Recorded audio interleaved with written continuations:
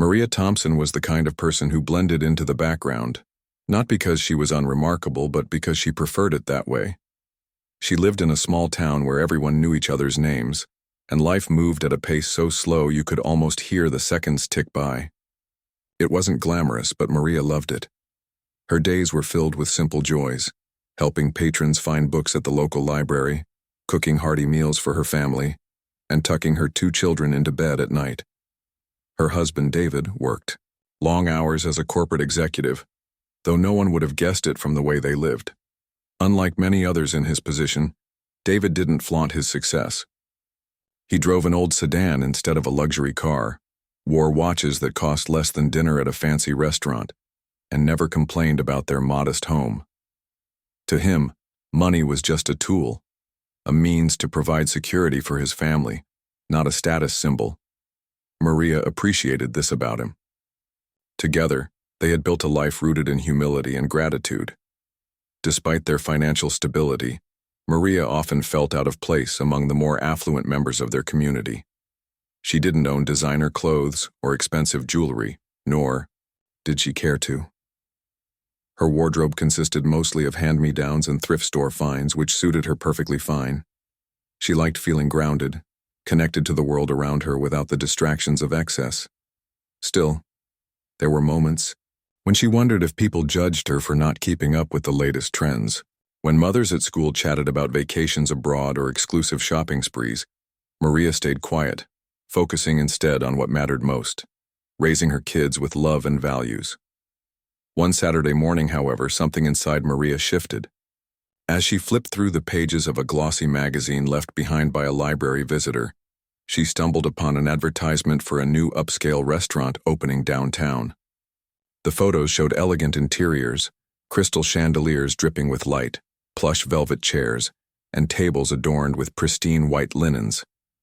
It looked like something out of a fairy tale, a place where dreams came true over candlelit dinners.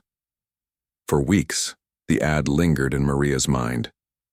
She tried to brush it off, reminding herself that such extravagance wasn't her style, but curiosity got the better of her.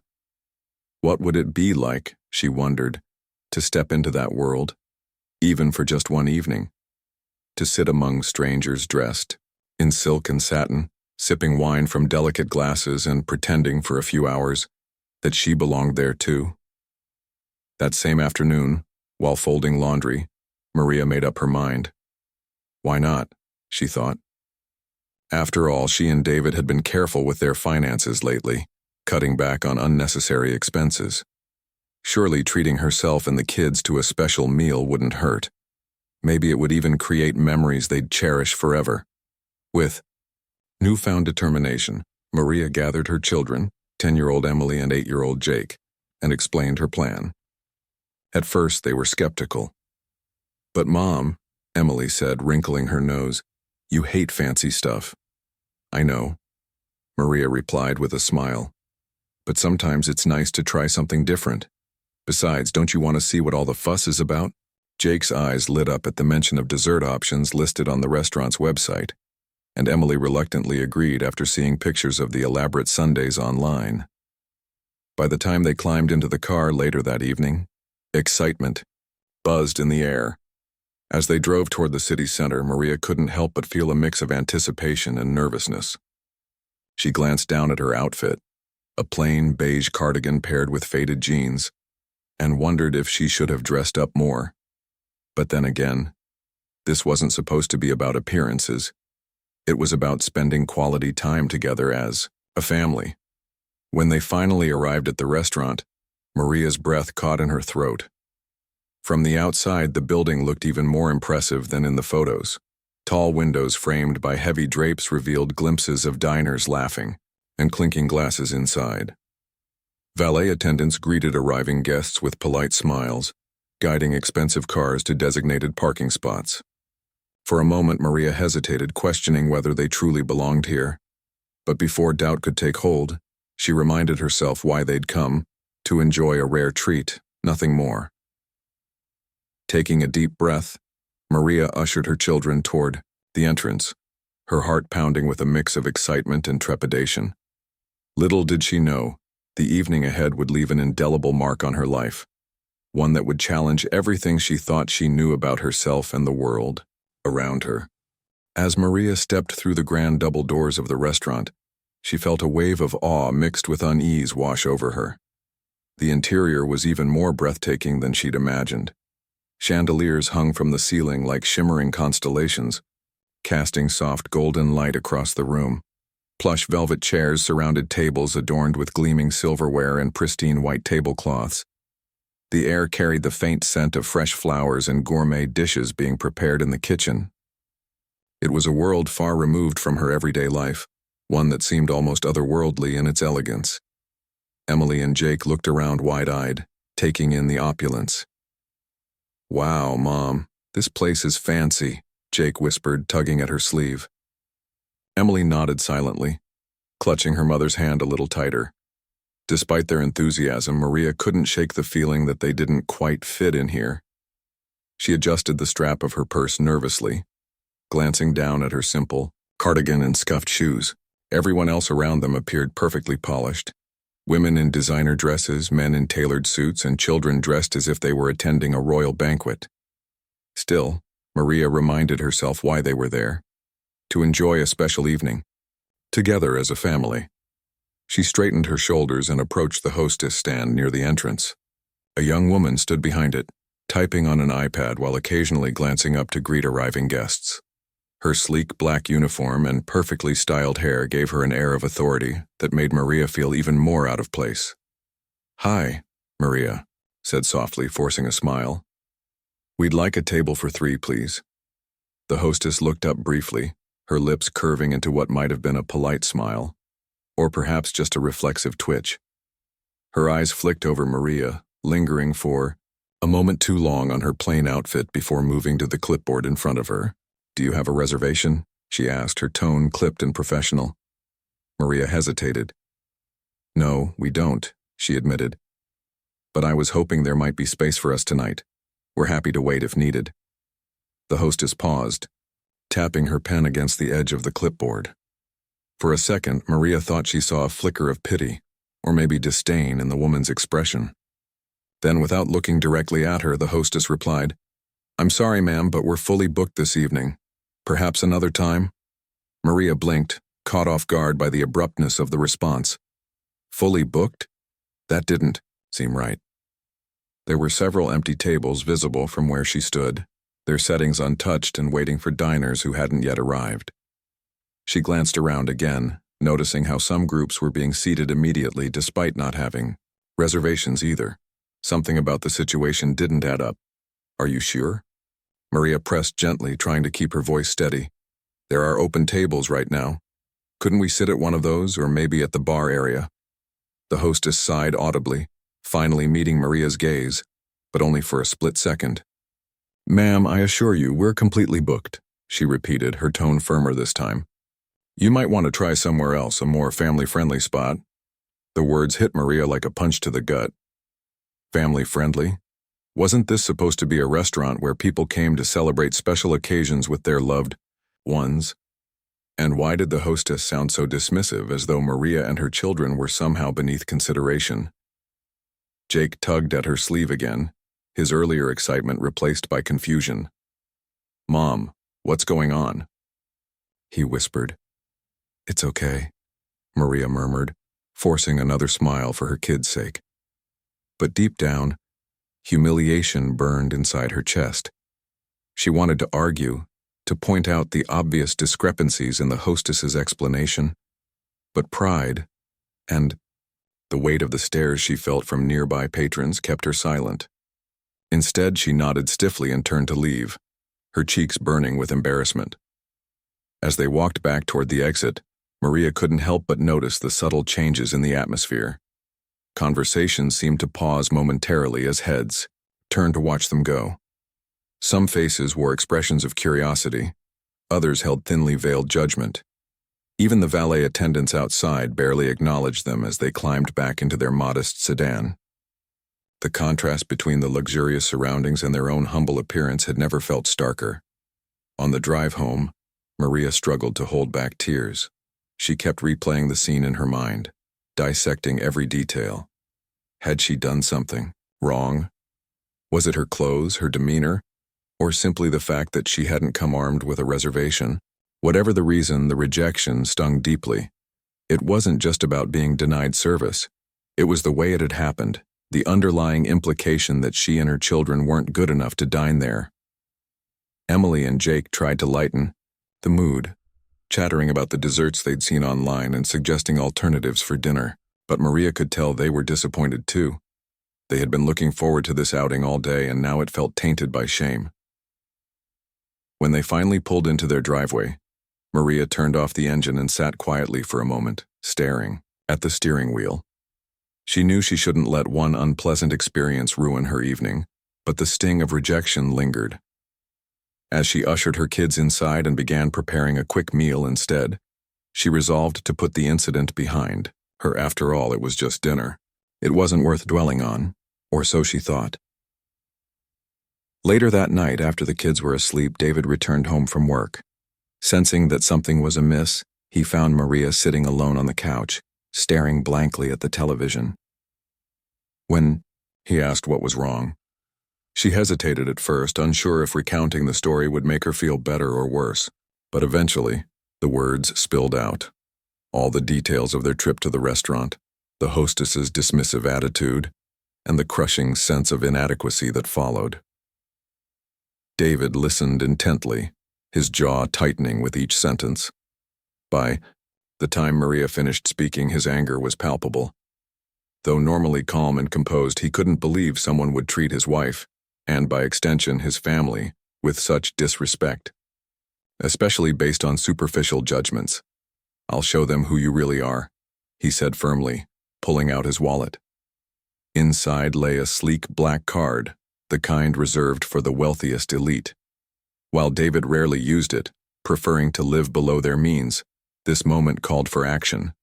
He insisted they return to the same restaurant, but this time he would accompany Maria. Reluctantly, she agreed, still stinging from the previous rejection.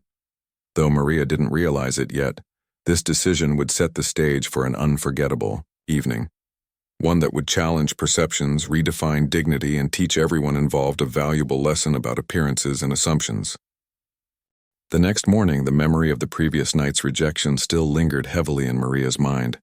She woke up feeling a mix of emotions: humiliation, frustration, and even a touch of anger.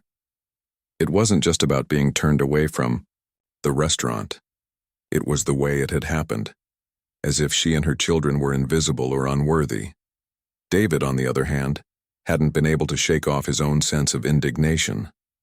He replayed Maria's story over and over in his head, imagining how he would handle the situation differently.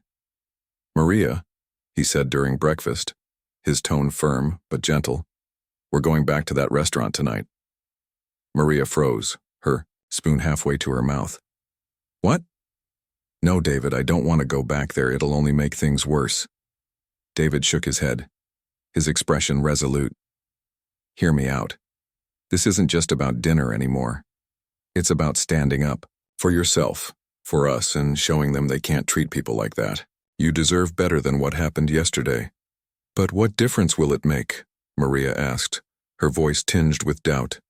"They already judged me once. What's stopping them from doing it again?" David leaned forward, his eyes locking onto hers. "Because this time I'll be with you. And trust me, they won't see us coming." Maria hesitated. Part of her wanted to let the whole thing go, to forget about the restaurant and move on with her life. But another part of her couldn't deny the small spark of curiosity ignited by David's determination. Maybe he was right. Maybe this could be an opportunity to prove something, not just to the restaurant staff, but to herself. Reluctantly, she nodded. "Okay. If you think it's worth it, then fine. But promise me one thing. No drama. I don't want to cause a scene." David smiled, sensing her surrender. No drama, just a little lesson in humility for them. Later that evening, Maria stood in front of the mirror, adjusting the collar of a simple yet elegant blouse David had insisted she wear. While she didn't feel the need to dress extravagantly, she understood his point. It wasn't about showing off, but about presenting herself with confidence. Her hair was neatly combed, and she'd added a touch of lipstick for good measure. Standing beside her, David looked every bit the successful executive he was, dressed in tailored slacks and a crisp blazer. Together, they made a striking pair. As they drove toward the restaurant, Maria's nerves began to creep back in. The closer they got, the more vividly she remembered the hostess's dismissive tone and the weight of those judgmental stares. She glanced at David, who seemed completely unfazed, his hands steady on the wheel. His calm demeanor helped ease some of her anxiety, but she couldn't help wondering what exactly he had planned. When they arrived, the valet attendants greeted them warmly, opening their car doors with practiced precision. For a moment, Maria felt transported back to the previous night, but this time everything felt different. With David by her side, she walked into the restaurant with a quiet confidence she hadn't felt before. The interior was just as opulent as it had been the night before, but now Maria noticed details she hadn't paid attention to earlier. The intricate patterns etched into the glassware, the soft hum of classical music playing in the background, the faint aroma of truffle oil wafting from the kitchen. Despite her lingering discomfort, she couldn't deny the beauty of the space. They approached the hostess stand where the same young woman from the previous evening stood typing on her iPad. When she looked up and saw Maria, her expression faltered slightly, though she quickly masked it with a polite smile. "Good evening," she said, her voice smooth and professional. "Do you have a reservation?" Before Maria could respond, David stepped forward, his presence commanding attention. "No reservation," he said confidently, "but we'd like a table for two, please." The hostess blinked, clearly taken aback by the shift in dynamics. Where Maria had stood alone the night before, now she was accompanied by a man whose polished appearance radiated authority. The hostess glanced between them, her gaze lingering on David's tailored jacket and expensive watch. "Of course," she replied, her tone noticeably warmer than it had been the previous evening. "Let me check our availability." She tapped a few keys on her iPad, then gestured toward the dining area. "Right this way." Maria followed silently, watching as the hostess led them past several empty tables, including the very ones she had pointed out the night before when claiming the restaurant was fully booked. Her stomach churned with a mix of satisfaction and unease. She hated knowing that appearances had played such a significant role in their treatment, but she also couldn't deny the small sense of vindication bubbling inside her. Their table was near a large window overlooking the city skyline, one of the most coveted spots in the restaurant. As they settled into their seats, a server appeared almost instantly, offering menus bound in leather and reciting the evening's specials with practiced flair. Maria noticed the subtle change in energy around them. Waitstaff moved with purpose, refilling water glasses and adjusting napkins with meticulous care. Every need was anticipated, every request fulfilled without hesitation. David handed over his black card for pre-authorization, watching closely as the server's eyes widened slightly upon seeing it. Word spread quickly through the kitchen. The wealthy patrons were here. From that moment on, the level of service reached new heights. Plates were served with theatrical flair, each dish presented as though it were a work of art. Compliments flowed freely from the staff, praising their choices and ensuring they were enjoying every bite. Despite the lavish attention, Maria found herself conflicted. On one hand, she appreciated the effort and professionalism displayed by the staff. On the other hand, she couldn't ignore the stark contrast between this experience and the cold rejection she'd faced just 24 hours earlier. Was this kind of treatment reserved only for those who exuded wealth and status? Did kindness and respect depend so heavily on outward appearances? David seemed to sense her inner turmoil. Leaning closer, he whispered, "See? This is how you should have been treated all along." Maria nodded slowly, her thoughts swirling. While part of her felt validated, another part wondered if this newfound respect was genuine, or merely a reaction to the power symbolized by David's black card. Either way, she knew this evening would leave a lasting impression, not just on her, but on everyone involved. As the meal progressed, Maria began to relax, allowing herself to enjoy the flavors and textures of the exquisite dishes placed before Her.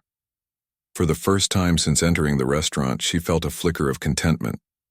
Perhaps this experience wasn't just about proving a point. It was also about reclaiming a sense of dignity and self-worth. And as she glanced across the table at David, who wore a satisfied grin, she realized that sometimes standing up for yourself meant letting someone else stand beside you. Little did Maria know, the real turning point of the evening was yet to come. As the evening unfolded, Maria found herself caught between two conflicting emotions. On one hand, she couldn't deny the luxurious atmosphere and impeccable service they were receiving. Every detail, the delicate balance of flavors in each dish, the attentive staff hovering nearby, the soft glow of candlelight reflecting off crystal glasses, was undeniably enchanting.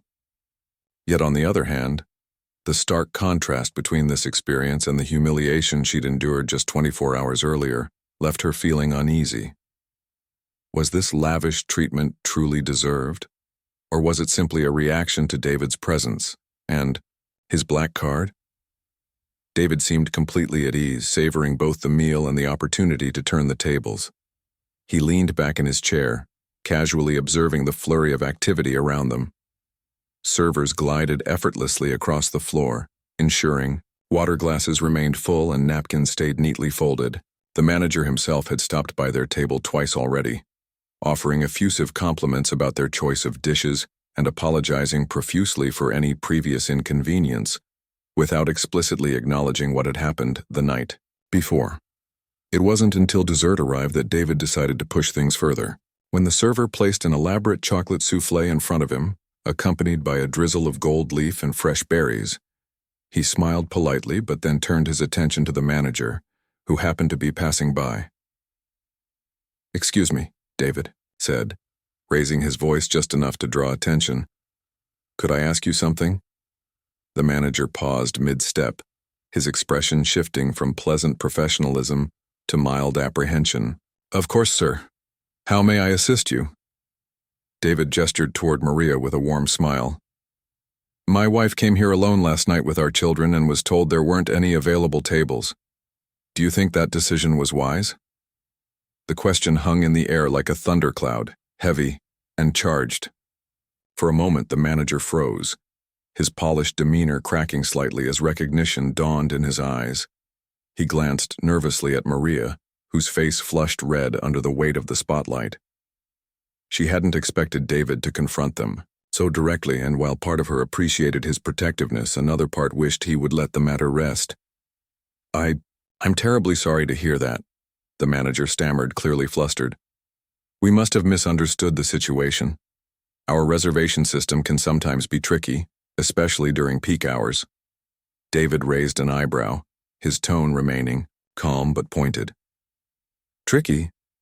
Interesting. Because when we walked in tonight, there were plenty of empty tables, just like there were last night." The manager shifted uncomfortably, beads of sweat forming along his hairline. "Well, sir, I assure you we strive to accommodate all our guests fairly. If there was a miscommunication, it certainly wasn't intentional." Maria watched the exchange silently, her heart pounding. She could see the discomfort etched into the manager's face, and while a small part of her felt vindicated, another part felt uneasy. This wasn't who she was, someone who sought revenge or demanded apologies. Still, she couldn't deny the idle satisfaction of seeing someone finally acknowledge their mistake. David continued, his voice carrying just enough authority to command respect. "You know, places like this thrive on reputation. Word gets around quickly when customers feel unwelcome. I hope you'll take steps to ensure this doesn't happen again, to anyone." The manager nodded vigorously, his words tumbling out, in a rush. "Absolutely, sir. We'll review our policies immediately. Please allow us to make amends. Perhaps we could offer complimentary champagne, or anything else you might desire."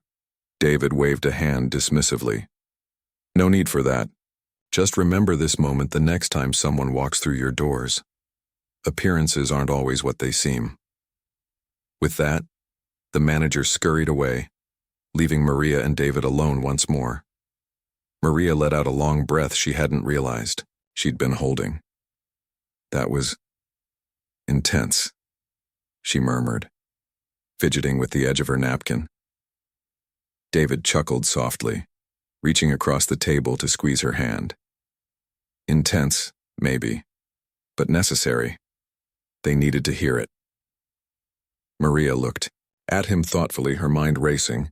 While she appreciated his efforts to defend her, she couldn't help but wonder if this kind of confrontation achieved anything meaningful. Yes, the manager had apologized, and yes, the staff now treated them like royalty. But did it change the underlying attitudes that had led to the rejection in the first place? Or was it merely a temporary fix, a band-aid over a deeper issue? Her thoughts were interrupted by the arrival of their desserts, a towering slice of cheesecake for Maria, and another decadent creation for David. As she took her first bite, the creamy richness melting on her tongue, she allowed herself a moment of indulgence. Despite everything, she had to admit, the food really was exceptional. Still, as the evening wore on, Maria found herself growing increasingly reflective. She noticed subtle changes in the staff's behavior, not just toward her and David, but toward other patrons as well. Servers moved with heightened awareness, greeting guests with extra warmth and attentiveness. Even the hostess, who had initially turned them away, seemed to carry herself differently, her posture more open and inviting. The time they finished their meal, Maria felt a strange mix of emotions swirling inside her. There was pride, knowing that she hadn't backed down entirely, relief that the ordeal was finally behind her, and a lingering sense of unease, wondering whether true respect could ever be earned without the backing of wealth or influence. As they prepared to leave, the manager approached them once more, his expression earnest. "Thank you for bringing this to our attention," he said, addressing Maria directly this time. "We value every guest who walks through our doors, and I deeply regret any discomfort you experienced. Please accept my sincerest apologies." Maria hesitated, searching his face for sincerity. Finally, she nodded, offering a small smile.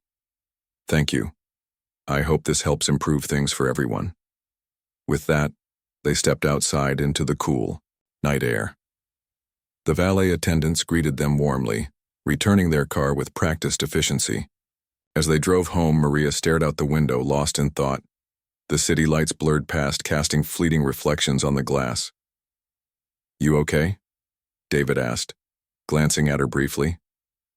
"I'm fine," she replied softly. "Just thinking." "About what?" "About how much power money has," she admitted. "And whether people see us or anyone for who we really are."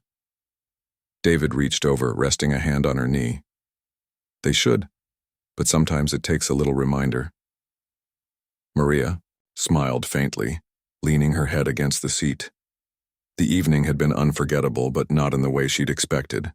It wasn't just about proving a point or reclaiming dignity. It was about understanding the complexities of human nature, the biases that shaped interactions, and the quiet strength it took to rise above them. As they pulled into their driveway, Maria realized something important. The real victory wasn't in turning the tables at the restaurant, it was in refusing to let the experience define her. And with that realization came a renewed sense of purpose, one that would guide her long after the memory of this night faded away. When Maria and David returned home that evening, the house was quiet. The kids were already asleep, tucked into their beds with dreams of school days and playground adventures. But Maria wasn't ready to rest just yet. Her mind buzzed with thoughts about the events of the night, the luxurious restaurant, the staff's sudden shift in behavior, and David's pointed confrontation with the manager. She couldn't shake the feeling that something bigger had shifted within her too, though she wasn't quite sure what it was. David noticed her pensiveness as they settled onto the couch in the dimly lit living room. "You're quiet," he said gently, handing her a cup of tea. "What's on your mind?" Maria took a sip, letting the warmth spread through her chest before responding.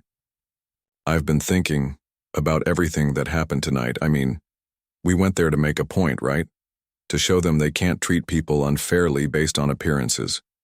But now I'm wondering, did we really accomplish anything meaningful?" David tilted his head, studying her expression. What do you mean? Well, Maria began slowly, choosing her words carefully. Tonight felt like a victory in some ways. That manager apologized and the staff treated us like royalty after seeing your black card. But honestly, I don't think they changed because they realized they were wrong. They changed because of the power symbolized by that card. It's like respect came with a price tag. David frowned, setting his own cup down on the coffee table. So you're saying none of it mattered? No, not exactly, Maria replied quickly. It mattered, to me at least. Seeing how differently they acted when you were there made me realize something important. I deserve respect no matter where I go or what I wear. But at the same time, it made me question whether true respect is ever possible without wealth or status backing it up. David leaned back, rubbing his temples, thoughtfully. That's a tough question. People are influenced by appearances, it's human nature. But maybe moments like tonight plant seeds. Maybe the manager will think twice before turning someone away again, even if it's because he's afraid of losing high-profile customers. Maria nodded, though her gaze remained distant. Maybe. But I keep thinking about all the people who don't have someone like you to step in for them. What happens to them? Do they just get pushed aside, dismissed because they don't look right or act right? And does it ever stop? Her voice softened as she continued. I used to think being underestimated was my fault, that maybe I should dress better, talk more confidently, or try harder to fit in. But tonight showed me that it's not about me. It's about the assumptions people make, the judgments they jump to without knowing anything about who you really are. David reached over, placing a reassuring hand on hers. And that's why what we did tonight matters. Not just for you, but for everyone else who might face the same thing. You stood up for yourself, not violently, not aggressively, but firmly. You reminded them that dignity isn't something you earn. It's something you carry with you no matter what. Maria smiled faintly, appreciating his perspective even as doubts lingered in her mind. I guess so. Still, I can't help feeling conflicted. On one hand, I'm glad we went back and showed them they can't treat people like that. On the other hand, I hate the idea of using money or anything external to command respect. It feels hollow somehow. David squeezed her hand. Respect shouldn't come from material things, you're absolutely right. But sometimes, life gives us opportunities to challenge unfair systems, even if it means playing along temporarily.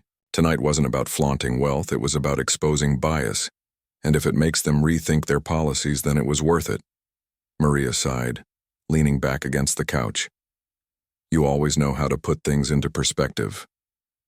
Not always, David admitted with a chuckle. But I believe in standing up for what's right, even if it's uncomfortable.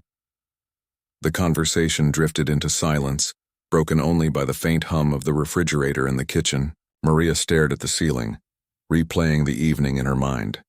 She thought about the hostess's dismissive tone, the manager's nervous apologies, and the way the staff had practically tripped over themselves to cater to her and David once they realized their financial clout. It was eye-opening, to say the least. But amidst the reflections, another realization began to take shape. Maria understood now that while wealth could open doors, it couldn't buy authenticity or inner strength. True confidence came from within, from knowing your worth regardless of external validation. And perhaps that was the lesson she needed most from this experience. The next morning, Maria woke up with a renewed sense of purpose. As she prepared breakfast for the kids, she found herself reflecting on how she could use this newfound clarity to make a difference, not just for herself, but for others who might feel invisible or undervalued. Later that day, she decided to visit the local community center, a place she'd passed countless times but never ventured inside. The building buzzed with activity, hosting workshops, support groups, and recreational programs for people of all ages. Maria wandered through the halls, observing the diverse crowd, families struggling to make ends meet, single parents juggling, jobs and childcare, teenagers seeking guidance, and seniors looking for connection. She introduced herself to the director, explaining her interest in volunteering. I'd love to help however I can, Maria said earnestly. Maybe mentor, kids or lead a class on self-confidence. I think it's important for people to know their value, especially when the world tries to tell them otherwise. The director smiled warmly, clearly impressed by Maria's enthusiasm. We'd be lucky to have you. Let's find something that fits your skills and interests. Over the following weeks, Maria threw herself into volunteering. She led workshops for women, encouraging them to embrace their uniqueness and recognize their strengths. She organized storytelling sessions for children, teaching them the importance of kindness and empathy. Slowly but surely, she began to see the impact of her efforts, not just in others, but in herself. Through these experiences, Maria discovered a deeper layer of resilience. She realized that standing up for herself at the restaurant hadn't been about proving a point to strangers. It had been about reclaiming her voice and reminding herself that she deserved to be seen and heard. Now she wanted to pass that lesson on to others, helping them navigate a world that often judged too quickly and listened too little. One afternoon, as she sat with a group of young mothers sharing stories about overcoming adversity, Maria felt a profound sense of fulfillment. These women reminded her of herself, not perfect, not wealthy, but determined to create better lives for themselves and their families. Together, they laughed, cried, and supported one another, forming bonds that transcended superficial differences. Meanwhile, rumors began circulating about the restaurant. Word spread among locals about the wealthy couple who had exposed the establishment's discriminatory practices. Some praised Maria and David for taking a stand, while others criticized them for wielding privilege to make their point. Regardless of opinions, the incident sparked conversations about fairness and equality, topics that rarely surfaced in such a small town. Back at the restaurant, changes were underway. The manager implemented new training protocols for staff, emphasizing inclusivity and respect for all patrons. The hostess, who had initially turned Maria away, found herself attending workshops on customer service and unconscious bias. Though progress was slow, the lessons learned that fateful evening began to reshape the culture of the business. For Maria, the experience became a turning point, a catalyst for personal growth and community involvement. She no longer cared about fancy restaurants or designer clothes. Instead, she focused on nurturing relationships, fostering understanding, and empowering those around her. In doing so, she proved that true dignity wasn't defined by appearances or material wealth.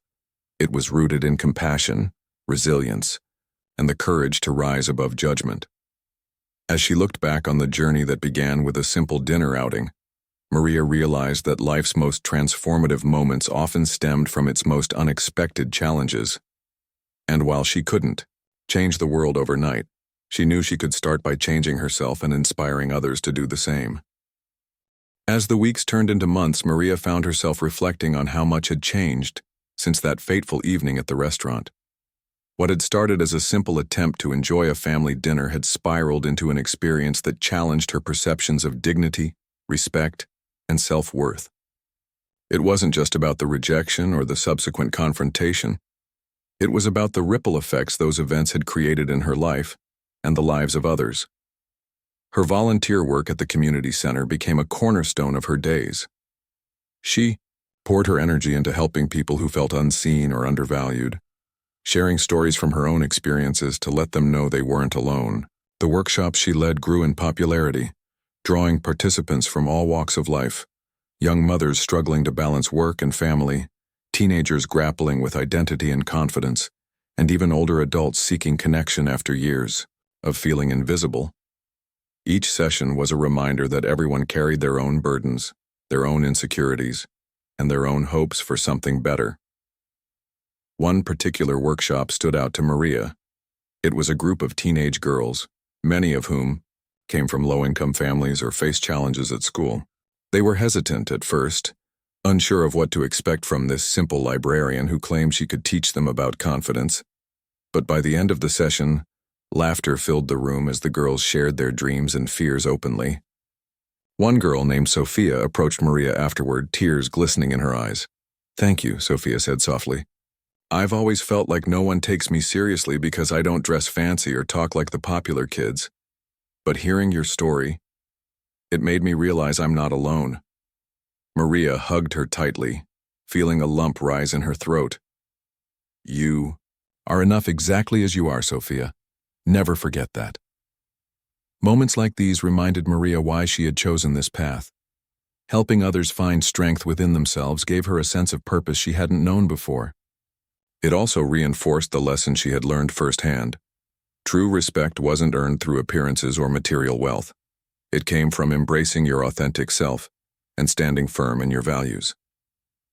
At home, Maria's newfound confidence began to influence her children too. Emily and Jake noticed subtle changes in their mother, how she carried herself with quiet assurance, how she spoke up when someone treated her unfairly, and how she encouraged them to value kindness over status. During dinner one night, Emily asked, "Mom, why do you spend so much time at the community center? Isn't it tiring?" Maria smiled, setting down her fork. "Sometimes it is, but it's worth it because I get to help people see their own worth. And maybe along the way I remind myself of mine too." Jake chimed in, his voice thoughtful. "Do you think we'll ever have to deal with stuff like what happened at the restaurant?" Maria hesitated, considering her words carefully. "Maybe. Life isn't always fair, and sometimes people will judge you based on things you can't control. But what matters is how you respond. You can either let it bring you down, or you can use it as fuel to prove them wrong. Not for their sake, but for yours." Her answer seemed to satisfy both kids, though Maria knew they still had much to learn about navigating the complexities of the world. She hoped her actions would serve as a guide, showing them that kindness and resilience could be powerful tools against ignorance and prejudice. Meanwhile, whispers about the restaurant continued to circulate around town. Some patrons praised the establishment for improving its policies and training staff to be more inclusive. Others remained skeptical, questioning whether real change had taken root or if it was merely surface-level compliance. Either way, the incident served as a catalyst for broader discussions about privilege, bias, and fairness in everyday interactions. The manager, eager to rebuild trust, reached out to local organizations, including the very community center where Maria volunteered, to collaborate on initiatives promoting diversity and inclusion. He invited Maria to speak at a staff training session, hoping her perspective would resonate with employees. Though initially hesitant, Maria agreed, seeing it as an opportunity to drive meaningful change. Standing in front of the restaurant staff, Maria felt a mix of nerves and determination. She recounted her experience, the humiliation of being turned away, the stark contrast when accompanied by David, and the realization that respect shouldn't depend on outward appearances. Her words were met with silence, broken only by occasional nods and murmurs of agreement. "I'm not here to shame anyone," Maria concluded. "I'm here to remind you that every person who walks through those doors has value, regardless of how they look or what they carry in their wallet. Treat them with kindness and you might just change their day, or even their life." Afterward, several employees approached her privately, expressing gratitude for her honesty. One young server admitted, "I never thought about it that way before. Thank you for making me see things differently." Though Maria didn't expect immediate transformation, she left the session hopeful that her message had planted seeds of awareness. Change wouldn't happen overnight, but every step forward mattered. Back at home, David noticed how Maria's journey had transformed her, not just externally, but internally. She radiated a quiet strength, a knowing glint in her eye that suggested she understood her place in the world more deeply than ever before. One evening, as they sat together on the porch watching the sunset, he said, "You've grown so much since that night at the restaurant." Maria chuckled softly, leaning her head against his shoulder. "Funny how one bad experience can lead to so much growth, isn't it? I used to think dignity was something people gave you. Now I know it's something you carry inside, no matter what happens outside." David kissed the top of her head, smiling. "And that's what makes you extraordinary." In the months that followed, Maria continued to focus on building connections and fostering understanding within her community. She organized charity drives, hosted storytelling nights, and partnered with local schools to promote empathy and inclusivity. Her efforts didn't go unnoticed. Neighbors began referring to her as the heart of the town, someone who brought people together despite their differences. But perhaps the most profound impact was within Maria herself. She no longer felt diminished by the judgments of others.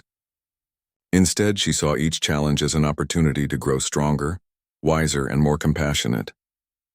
The rejection at the restaurant had been painful, yes, but it had also been a turning point, pushing her to redefine her sense of self-worth and inspire others to do the same. As she tucked her children into bed one night, Emily asked sleepily, "Mom, do you think we'll ever go back to that restaurant?" Maria paused, brushing a strand of hair from her daughter's face. "Maybe someday, but only if we want to. Not because we feel like we have something to prove." With that, she turned off the light, leaving the room bathed in soft moonlight. Walking downstairs, she joined David on the couch, feeling a deep sense of contentment wash over her. Life wasn't perfect, and challenges would undoubtedly arise again. But Maria knew she was ready to face them, not with fear or hesitation, but with courage, grace, and an unshakable belief in her own worth. And as she settled into the quiet comfort of her home, surrounded by love and purpose, Maria realized that sometimes the greatest victories weren't about changing the world. They were about changing yourself.